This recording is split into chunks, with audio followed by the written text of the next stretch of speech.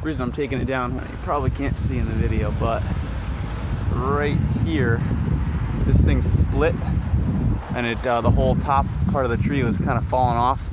I tied a rope off to it. I don't know if you can see that, and my tractor's down there. It was able to pull it straight, so pretty sure that's going to be enough to pull it that way. So you want at least a 70-degree opening. I think I got that plus a little extra. So I was aiming to be about here at the bottom edge of the notch. I'm supposed to go 80% of the width of the tree, so it looks like I went a little too much.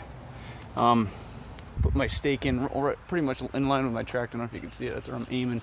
My notch is probably off a little bit, so I might end up a little bit to the left of that.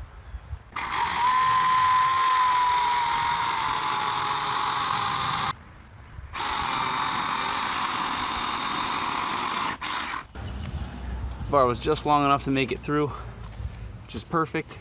I'm gonna choke up on this, the hinge here. Like I said, I'm aiming for about an inch. They said it's about 10% of the width of the tree.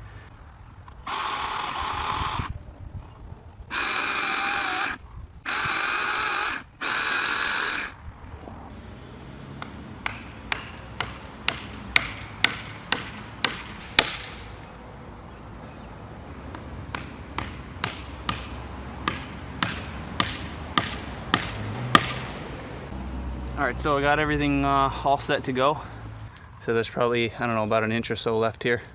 I'm just gonna come in with the saw and kind of zing it off.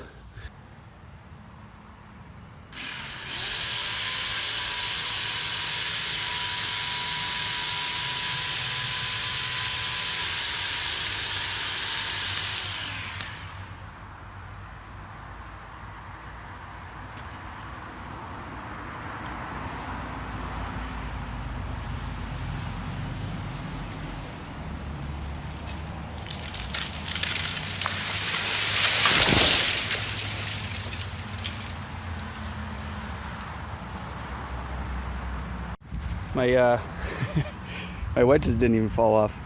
But anyways, that shows the hinge. So it's about an inch wide right there. And that was a little, I forget what they call this part, the little part that you leave in the back.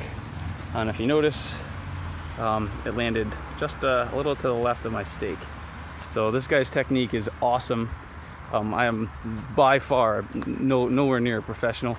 I've cut down about 6 trees in my whole life. And nowhere near a house before. This is my first house one. So you can see the stake right there, right in line with the tractor. What I'm going to do, I think, is put a link in the description for that guy's guide, so you can see this whole tree. This is what snapped up here. So it's, I don't know, about 20 feet up or so, 15 feet. This whole thing was all rotted out. I'm not sure what was going on, but I saw a bird in here, and I didn't want to take it down. I didn't know if they were gonna have a nest in there. I gave them some extra time to get their little birdies out of there. So I didn't wanna, this is all rotted. Whew. Look at that.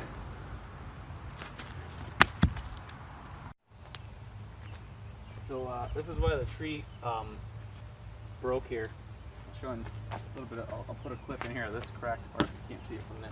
This had already happened, so. This split, I don't know, let's say 3-4 weeks ago, maybe a little more. There was like a real bad rainstorm, windstorm thing, and I didn't notice, but a couple days after I realized that the top part of the tree was leaning over at about 15 degrees. This is all rotted out. See, there is a bird nest in here. Hope there's nothing in it. It looked like they moved out after it split even more. Split up the length of the tree there. Here's our little nest.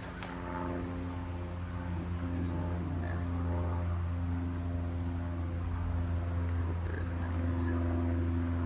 I think they all moved out. Alright, that makes me feel much better.